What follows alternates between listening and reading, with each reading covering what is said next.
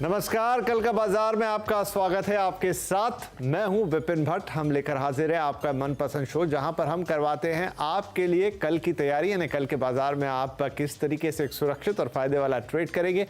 और आप जानते हैं कि आप हमसे सवाल पूछने के लिए जिस नंबर का इस्तेमाल करते हैं वो है 7045220000। लेकिन ऐसे दर्शक जो अभी जुड़े हैं या जिन्हें नंबर याद नहीं, आप नहीं पता, वो प्लीज नोट कर ले 7045220000। और आपका पसंदीदा शो कल का बाजार फेसबुक और एक्स पर भी लाइव है। यहां पर भी आप हमें ना सिर्फ देख सकते हैं बल्कि अपने सवाल भी पूछ सकते हैं। आप बस कमेंट बॉक्स में जाइए, अपने सवाल लिखिए, वो सवाल हमें तुरंत मिलेंगे और हम अपने एक्सपर्ट से लेंगे उनके जवाब। तो हो जाइए शो के लिए तैयार। आज हमारे साथ शो में शामिल हो रहे हैं manasjaiswal.com के टेक्निकल एनालिस्ट मानस जायसवाल। मानस, बहुत बहुत स्वागत है आपका। और अभी अभी आए हैं रिलायंस इंडस्ट्रीज के नंबर, तो उन नंबरों का विश्लेषण करने के लिए हमारे साथ स्टूडियो में मौजूद है नीरज बाजपेयी। नीरज, आपका भी बहुत बहुत स्वागत है। तो काफी अच्छे नंबर रिलायंस के अभी अभी आप सब ने विश्लेषण सुना, लेकिन उसका सार हम नीरज जी से लेते हैं। नीरज जी, नंबर अच्छे हैं, एक्सप्लेन आप करेंगे कि कैसे अच्छे? विपिन जी, आज तक कभी ऐसा हुआ ही नहीं कि रिलायंस के नंबर आपको सरप्राइज न करें। इस बार भी बिल्कुल वैसा ही है। चौथी तिमाही जो खत्म हुई, पहले उसके नंबर ले, फिर आपको एनालाइज बता देंगे। जो ग्रॉस रेवेन्यू है कंपनी ने क्लॉक किया है मार्च क्वार्टर के लिए, चौथी तिमाही के लिए 2,64,000 करोड़ से ज़्यादा का नंबर है ये, और जो कि करीब 11% साल दर साल बढ़ के आया है। क्यों बढ़ा है? इसमें डबल डिजिट ग्रोथ आई। O2C oil to chemical business ने बहुत अच्छा प्रदर्शन किया है, कंज्यूमर बिजनेस ने बहुत अच्छा प्रदर्शन किया है, और करीब ऑयल टू गैस सेगमेंट का रेवेन्यू 42% की रफ्तार से बढ़ा है। तो इसलिए बहुत सॉलिड नंबर आए हैं। एबिटा को आप देखेंगे इसी क्वार्टर में तो करीब 14.3% बढ़ के 47,000 करोड़ से आया के से ज़्यादा का निकल के आया है। और जो क्वार्टरली प्रॉफिट आया है वो 21,223 करोड़ के आया है। ये मैं आपको ग्रॉस नंबर बता रहा हूँ, जो इसमें टैक्स एडजस्ट करेंगे थोड़ा सा आपको इसमें कम दिखेंगे। तो ये तो Q4 नंबर है, जिसमें जियो प्लेटफॉर्म्स का एबिटा 2000 मार्च 24 में जो खत्म हुआ उसमें 14,360 करोड़ निकल के आया है, और 181 रुपये 70 पैसे का आरपू किया, जो कि फ्लैट था, और हमें ऐसी ही उम्मीद भी यहाँ पे देखने को मिल रही है। लेकिन आप बिग पिक्चर को देखिए, जो ओवरऑल नंबर साल भर में कंपनी ने क्लोज किया है FY24 को, उसमें पहली कंपनी है 10 लाख करोड़ से ज़्यादा का रेवेन्यू क्लॉक किया है पूरे साल के दौरान। और जो एबिटा है वो 1,78,000 करोड़, और नेट प्रॉफिट 79,000 करोड़। मतलब बहुत सारी कंपनियों को तो इतना मार्केट कैप होता है जितना इनका साल भर का प्रॉफिट यहाँ पे निकल के आ रहा है। और ये बहुत इंटरेस्टिंग इसलिए क्योंकि कंपनी ने अपना नेट डेट कम किया है, और वो भी घटा है, जबकि 1,31,000 करोड़ का कैपेक्स भी किया है। तो बिग पिक्चर के तौर पर आप नंबर देखेंगे, साल की क्लोजिंग बहुत ही शानदार हुई है, क्वार्टरली क्लोजिंग बहुत अच्छी हुई है, क्योंकि ऑयल टू केमिकल और रिटेल की तरफ से ज़बरदस्त सपोर्ट मिला है। रिटेल में इनके रजिस्टर्ड कस्टमर की संख्या 30 करोड़ से ज़्यादा हो गई है। 30 करोड़ इनके पास रजिस्टर्ड नंबर है, और इनके मोबाइल के रजिस्टर्ड कस्टमर हैं 48 करोड़। सो ये एक बहुत बड़ा नंबर बन के आ रहा है। ये नंबर मैं बार बार इसलिए अंडरलाइन कर रहा हूँ क्योंकि ये कहीं ना कहीं रेप्लिकेट होगा जियो फाइनेंस के लिए। तो इस हिसाब से ये नंबर आपको देखनी चाहिए। टोटलिटी में नंबर बहुत ही शानदार है। जी नीरज, बहुत शुक्रिया। तो नीरज ने आपको बताया कि क्या हुआ है exactly quarter on quarter, year on year, और 10 लाख करोड़ का रेवेन्यू क्लॉक करने वाली देश की पहली कंपनी बन गई है रिलायंस। तो ये शानदार नतीजा आपके सामने। और साथ में रिलायंस के चेयरमैन मुकेश अंबानी साहब ने इन नतीजों पर क्या कहा है वो भी आपको दिखाते हैं। किस तरह की प्रतिक्रिया उन्होंने व्यक्त की है जब ये रिजल्ट आए हैं। उनका कहना है कि RIL ने इंडियन इकोनॉमी की ग्रोथ को और मजबूत किया है, मजबूती में एक अहम भूमिका निभाई है, ये कहना है मुकेश अंबानी साहब का, चेयरमैन रिलायंस इंडस्ट्री। साथ ही उन्होंने कहा है कि RIL 1 लाख करोड़ का थ्रेशहोल्ड पार करने वाली पहली कंपनी बन गई है, जो अभी अभी यहाँ पर हमें नीरज जी ने भी बताया, और उस पर उन्होंने खुशी जताई है मुकेश अंबानी जी ने। हम न्यू ग्रीन एनर्जी में ग्रोथ के लिए प्रतिबद्ध रहेंगे, ये बात भी उन्होंने अपने स्टेटमेंट में कही है। साथ ही कहा है कि सब्सक्राइबर बेस बढ़ने से डिजिटल सेगमेंट में ज़बरदस्त ग्रोथ मिली है कंपनी को। इसके अलावा 108 मिलियन 5G कस्टमर के साथ जियो भारत में 5G के बदलाव की प्रणेता कंपनी बन गई है। देश के डिजिटल इंफ्रास्ट्रक्चर को मजबूत करने में जियो की एक बड़ी भूमिका है, जिसकी मुकेश अंबानी ने सराहना की है। तो खुशी जताते हुए, संतोष जताते हुए नतीजों के ऊपर, तो आइए अब जब नतीजे आ गए हैं तो इस पर मानस की भी राय ले ली जाए। मानस साहब, कैसे लगे आपको ये नतीजे और कल इनका क्या इम्पैक्ट देखते हैं शेयर पर, क्या करना चाहिए निवेशकों को? नमस्कार विपिन जी। तो देखिए, मैं टेक्निकली बात कर सकता हूं। तो टेक्निकली सेटअप तो बहुत पॉजिटिव है। एक ब्लैक पैटर्न बन रहा है और मेरे ख्याल से ये करीब 7-8 हफ्ते से हम देख रहे थे कि एक रेंज में स्टॉक ट्रेड कर रहा था। अब तैयार है स्टॉक एक फ्रेश ब्रेकआउट के लिए, और जब भी ये 3000 के ऊपर निकलेगा तो वो एक ब्लैक पैटर्न का ब्रेकआउट होगा, जिसके टारगेट करीब करीब 3350 के आसपास के आते हैं। और मैंने पहले भी यहाँ पर काफी बार बुलिश व्यू दिया है, क्योंकि सबसे पहले तो 3150 की मैंने बात की थी और उसके ऊपर 3350 की। तो आई थिंक 3350 की तरफ स्टॉक बढ़ सकता है। एक पोजीशन बनाने वाले के लिए, इन्वेस्टर के लिए, आने वाले 3 से 6 महीने के लिए अगर टाइम फ्रेम लेके चलें तो आपको 3350 तक के टारगेट्स देखने को मिल सकते हैं, और आपके जो स्टॉप लॉसेस हैं वो 2749 के नीचे रहेंगे। जी चलिए, तो मानस को भी नतीजे अच्छे लग रहे हैं, और टेक्निकल एनालिसिस पे उन्होंने बताया कि आगे बहुत अच्छा पॉजिटिव स्ट्रक्चर है। 3350 रुपए के टारगेट्स के लिए आप देखेंगे रिलायंस के अंदर 3 से 6 महीने की अवधि के लिए, और 2749 रुपए का आप स्टॉप लॉस लगाएंगे। और साथ में हम यहाँ पर वो डिस्क्लेमर जो अभी अभी आपकी स्क्रीन पर फ्लैश हुआ कि इस वक्त आप जो चैनल देख रहे हैं CNBC आवाज़, वो नेटवर्क 18 के अधीन आता है, जिसका स्वामित्व रिलायंस इंडस्ट्रीज के हाथों में है। तो चलिए, ये बात हो गई रिलायंस के ऊपर, और अब अपने दर्शकों के सवाल लेना शुरू करते हैं जो अन्य कंपनियों पर भी आएंगे। सुनील साहब हैं हमारे साथ, आंध्र प्रदेश से हमें कॉल कर रहे हैं। सुनील जी, बहुत स्वागत है आपका, क्या सवाल रहेगा? मेरे पास पॉलीप्लेक्स है, 276 शेयर है, एवरेज प्राइस ऑफ 880 रुपीस है। What is the target for medium term?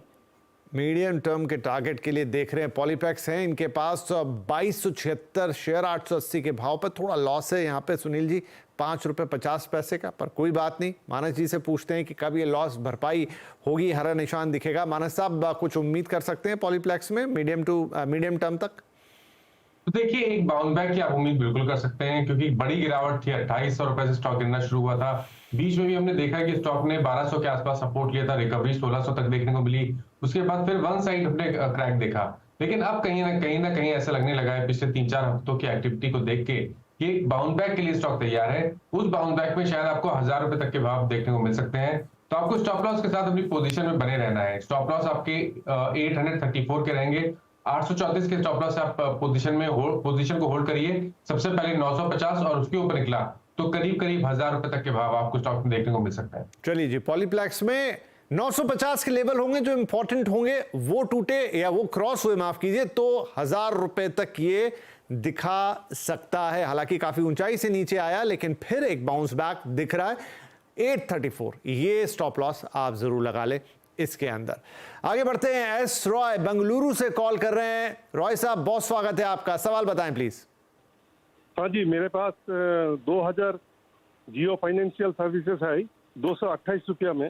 Okay, तो अभी क्या करें? मैं तो लॉन्ग टर्म के लिए सोच रहा हूँ। मैं जानना चाहता व्हाट इज द प्रोस्पेक्ट, और इसी लेवल में अभी जो है 380 का आसपास, ये मैं फर्दर खरीद सकता क्या? अच्छा ठीक है जी। तो 228 के भाव पर हैं, जहां आपको एक बड़ा हेल्दी प्रॉफिट 154 रुपीज से ज्यादा का 155 रुपये मान लेते हैं हम इसको।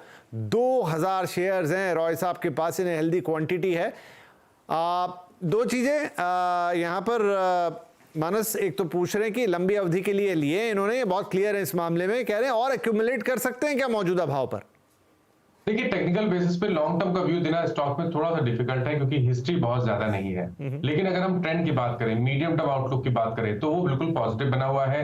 Higher tops higher bottoms clearly दिख रहे हैं। जो ब्रेकआउट अभी कुछ मेरे ख्याल से 2 या 3 हफ्ते पहले देखने को मिला था, जब स्टॉक ने 370 का स्तर रीच किया था, उसके टारगेट 425 रुपए के आसपास के आते हैं। तो एटलीस्ट वहां तक तो आप अपने टारगेट सेट कर सकते हैं। हर गिरावट पे खरीदारी करनी चाहिए। तो आज नहीं, कोई टिप मिले तो खरीदारी करने के मौके होंगे 349 के स्टॉप लॉस के साथ। चलिए, 349 का स्टॉप लॉस लगाइए और वहां खरीदारी के मौके देख सकते हैं। ये जियो फाइनेंशियल पर राय हुई। आगे बढ़े, धनंजय साहब हैं अब हमारे साथ पुणे से फोन लाइन पर। धनंजय भाई, स्वागत है आपका। क्या शेयर रखते हैं, कितनी क्वांटिटी है, क्या भाव है? सर धन्यवाद आपका कॉल करने के, मुझे ये करने के लिए। मेरे पास फोर्स मोटर्स के 10 शेयर थे और उसकी वैल्यू है 3350 पे एंट्री की है। मैं जानना चाहता हूँ कि इसके बारे में आगे क्या होल्ड करूँ या और बेचूँ। और दूसरा है M&M 650 के प्राइस पे 30 शेयर है, उस पे भी जानना चाहता हूँ। 650 30 शेयर, ओके M&M। लेकिन ठीक है, पहले फोर्स मोटर की बात कर लेते हैं। अच्छे वक्त पे आपने एंट्री ली थी 3350 पर, और देखिए आज आपका करीब करीब ऑलमोस्ट 6500 रुपये का प्रॉफिट है हर शेयर पर। 10 शेयर रखते हैं, आगे कहाँ तक जा सकता है ये? 9000 ऑलमोस्ट 10,000 के काफ़ी करीब है। मानस साहब, फोर्स मोटर पर क्या सलाह रहेगी? देखिए, पूरा पिछला एक साल बिल्कुल ड्रीम रन की तरह रहा है स्टॉक के लिए। इसी समय पिछले साल अगर हम बात करें तो 1200-1300 रुपए के भाव हुआ करते थे, अभी 9800 रुपए के भाव चल रहे हैं। तो एक बहुत ही बढ़िया रैली देखने को मिली है। चार्ट्स पे कहीं पर कोई रिवर्सल के साइन नहीं है, वीकनेस नहीं दिखती है। मेरे ख्याल से यहाँ पर बने रहना चाहिए। 8500 के स्टॉप लॉस से आप बने रहिए। जो नेक्स्ट टारगेट होगा वो 10,900 के आसपास का होगा। तो फोर्स मोटर्स में बने रहने की सलाह रहेगी। M&M में इन्होंने बात की, यहाँ पर भी ट्रेंड बहुत पॉजिटिव है। High top higher bottoms clearly दिख रहे हैं। यहाँ पर भी मेरे हिसाब से बने रहना चाहिए 1950 के स्टॉप लॉस से 2350 के टारगेट के लिए। चलिए, तो दोनों ही शेयर बढ़िया हैं आपके। आपने 650 रुपए की एंट्री बताई थी महिंद्रा एंड महिंद्रा पर, तो वहां पर भी बढ़िया प्रॉफिट है और आगे भी प्रॉफिट होगा। तो महिंद्रा एंड महिंद्रा में बने रहिए। और फोर्स मोटर में भी आपको टारगेट दे दिए हैं 10,900 के। मानस साहब ने 8500 का स्टॉप लॉस लगेगा और जोरदार रफ्तार तो इस स्टॉक ने दिखाई दी। ऑलमोस्ट 10 गुना हो गया एक साल में, और बढ़ने की उम्मीद है। तो भाई, आपके दोनों हाथों में लड्डू हैं, तो संभाल के रखिए अपने लड्डुओं को। ठीक है जी, होल्ड कीजिए दोनों शेयर्स को। राइट, अगले कॉलर हैं नीरज परीख साहब, बंगलुरु से कॉल कर रहे हैं। नीरज जी, स्वागत है आपका। शेयर बताएं। सर नमस्ते सर, मेरे पास वारी रिन्यूएबल के 60 शेयर है 1344 के भाव पर। तो अभी उनको होल्ड करना है कि सेल करके निकलना है? जितना प्रॉफिट है तो आप कहेंगे वारी जावा, वारी रिन्यूएबल पे बढ़िया है। 1155 रुपए का प्रॉफिट, 60 शेयर, 1344 की खरीदारी। आगे क्या करना है यहाँ पर मानस जी? तो देखिए, मेरे ख्याल से पिछले 6 महीने में स्टॉक करीब करीब 10 गुना हो गया है। तो बिल्कुल अभी भी कहीं पर कोई साइन नहीं रिवर्सल के दिख रहा है, बट थोड़ा इलिक्विड काउंटर है तो इस पर टेक्निकली लेवल्स देना या तो टारगेट देना थोड़ा सा मुश्किल होता है। बट क्योंकि एक बहुत ही बढ़िया रैली में है और अभी भी स्टॉक में स्ट्रेंथ लग रही है, तो अपने स्टॉप लॉस को ध्यान रखिए। 2200 रुपए के नीचे स्टॉप लॉस लगा के आप बने रह सकते हैं। जो नेक्स्ट टारगेट होगा वो मेरे ख्याल से 2650 से 2700 रुपए की रेंज में हो सकता है। चलिए, तो वारी रिन्यूएबल में बने रहिए। 2650 से 2700 के बीच में आपके टारगेट्स हो सकते हैं। 2300 रुपए का स्टॉप लॉस लगा लीजिएगा यहाँ पर। रखिए साहब, बढ़िया है, आपका प्रॉफिट है और बढ़े, हमारी तो यही इच्छा है। स्टॉप लॉस 2200 का माफ कीजिएगा, टारगेट 2650 से लेकर 2700 रुपए तक वारी रिन्यूएबल में मानस जी की सलाह है। राइट, अच्छे शेयर्स आ रहे हैं आज, लोगों को काफी फायदा हो रहा है और जब ये होता है तो देखकर बहुत प्रसन्नता होती है। आदित्य जी हैं अब हमारे साथ फोन लाइन पर, और फोन कहां से आ रहा है? फोन आ रहा है सीधे पटियाला से। आदित्य जी, स्वागत है आपका, अपना शेयर बताइए प्लीज। हाँ जी सर, आंध्रा पेपर शेयर है मेरे पास 520 रुपए पे।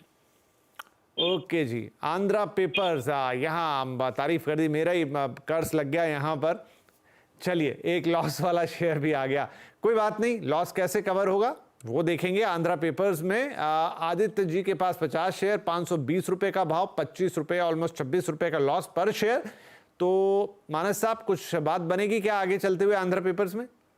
देखिए, यहाँ पर ट्रेंड तो नेगेटिव है क्योंकि लोअर टॉप लोअर बॉटम बन रहे हैं। 200 मूविंग एवरेज के नीचे स्टॉक ट्रेड कर रहा है, लेकिन पिछले करीब 3-4 हफ्ते में स्टॉक ने कोशिश जरूर की है 480 रुपए के आसपास बॉटम बनाने की। मेरी राय में 474 के स्टॉप लॉस से आप बने रहिए। उछाल मिले और 520-530 की रेंज देखने को मिले तो वहां पर निकलने की कोशिश करिए, और फ्रेश खरीदारी तभी करिए जब 560 रुपए के ऊपर स्टॉक निकले। चलिए जी, तो सुन लिया आपने, 560 के ऊपर जाए तो ही खरीदारी करनी है, नहीं तो फिर निकलने में ही भलाई। और हो जाता है ऐसा। 474 का अब आपके लिए होल्ड करने को बोला है यहाँ पर, क्योंकि अब आप हैं इसमें। उम्मीद है कि आपका वो 25-26 रुपए का घाटा भर जाए और फिर आप इसमें से निकले, लेकिन लेवल्स का थोड़ा ध्यान रखिएगा। तो चलिए, ये भी बात हो गई आंध्रा पेपर्स की। अब आगे बढ़े तो हम पहुंच जाते हैं राजस्थान, श्रीगंगानगर से आ रहा है कॉल। यश साहब है फोन लाइन पर। IRCTC के शेयर्स रखते हैं, लेकिन कितने और किस भाव पर वो तो खुद बताएंगे। यश जी। जी सर, 2000 शेयर है, 1050 पर है, क्या करना चाहिए? बहुत सारे खरीद लिया आपने और फिलहाल थोड़ा घाटा हुआ, 50 रुपए। क्या, कोई नहीं देखते हैं। IRCTC देश की सारी ट्रेनें और उसमें बैठने वाले इसी पर निर्भर करते हैं, लेकिन क्या ये आपको घाटे से निकाल पाएगा? राइट मानस, क्या करना चाहिए IRCTC में? देखिए, मीडियम टू लॉन्ग टर्म में तो कोई दिक्कत नहीं है मेरे ख्याल से। अगर 6-8 महीने का व्यू है तो शायद आपको 1200 रुपए तक के भाव भी स्टॉक में देखने को मिल सकते हैं। लेकिन शॉर्ट टर्म में एक करेक्शन देखने को मिला था, स्टॉक ने 20 डे मूविंग एवरेज पे सपोर्ट लिया, वहां पर रिकवरी देखने को मिल रही है। अगर ये शॉर्ट टर्म ट्रेडर है तो मेरी राय ये रहेगी कि 970 रुपए के नीचे स्टॉप लॉस जरूर लगा के रखिए। उसके नीचे जाए तो आपको लॉन्ग पोजीशन से निकलना पड़ेगा। ऊपर की तरफ आप फिर से उम्मीद कर सकते हैं कि यहाँ पर 160-180 रुपए तक के भाव देखने को जल्द मिल जाएंगे। चलिए 160 मतलब 1060 और 1080 तक के भाव यहाँ देखने को मिल सकते हैं। 970 रुपए का स्टॉप लॉस लगाइए, होल्ड कीजिए। ट्रेन आपकी रफ्तार पकड़ सकती है, थोड़ा यहाँ पर संयम रखना पड़ेगा आपको। राइट, IRCTC की हो गई बात। अब चलेंगे हम गुजरात और वहां से हमारे साथ हैं कौशल शाह साहब फोन लाइन पे। कौशल जी, बहुत स्वागत है आपका। क्या खरीदारी कर रखी है आपने? सर बजाज ऑटो लिए है 8820 में 100 शेयर लिए है मीडियम टर्म के लिए। ओके जी, बजाज ऑटो के 100 शेयर्स 8820 का भाव और मीडियम टर्म का नजरिया, फिलहाल 25 रुपए का लॉस। राइट, तो मानस जी बजाज ऑटो में क्या सलाह रहेगी? देखिए, और एक तो मूव, काफी बड़ा मूव हमने ऑलरेडी देख लिया है। 4500 से नॉन स्टॉप 9000 तक स्टॉक गया था।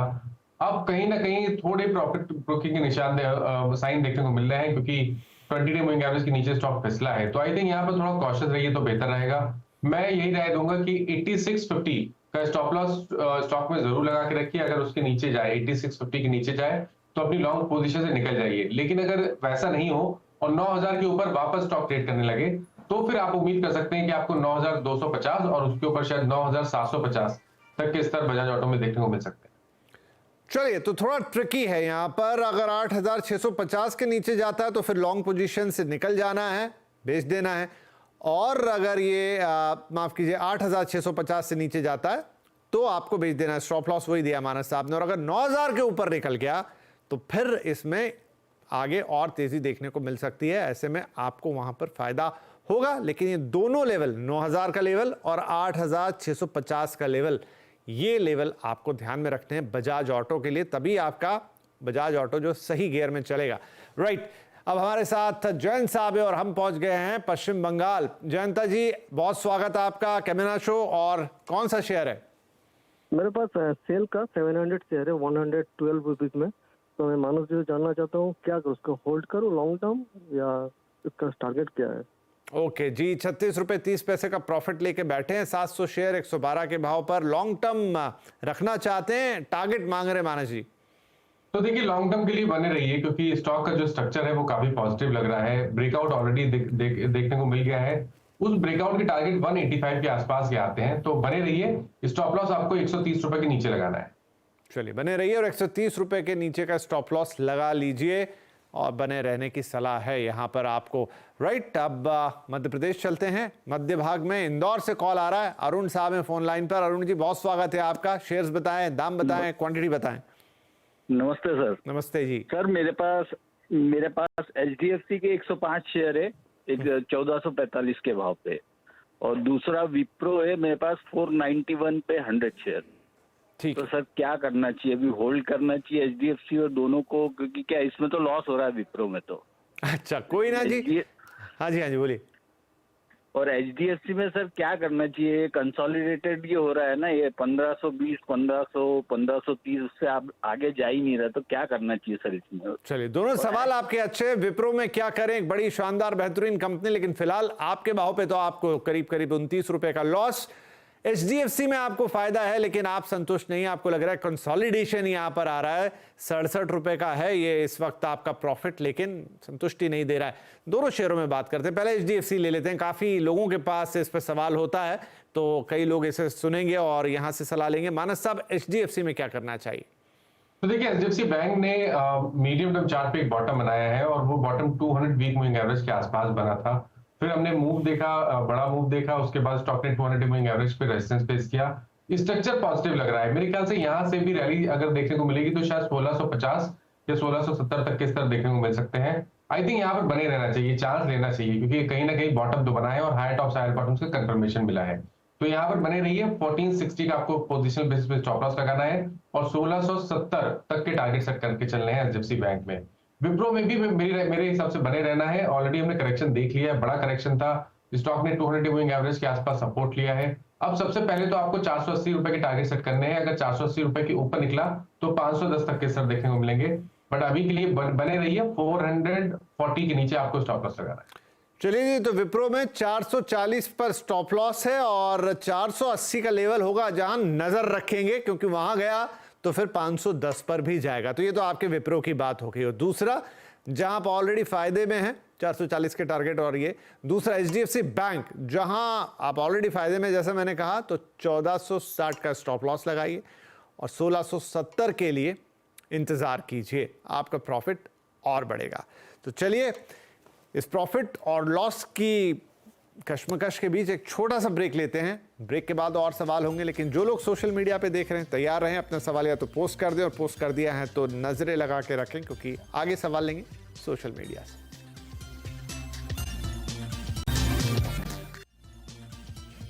Welcome back. आप देख रहे हैं कल का बाजार और हम दे रहे हैं आपके सवालों के जवाब। मानस साहब बने फटाफट कुछ सवाल सोशल मीडिया से। तो रजत सिंगला साहब का सवाल है, हिंद पेट्रो पर 410 की खरीदारी, 500 शेयर हैं सर।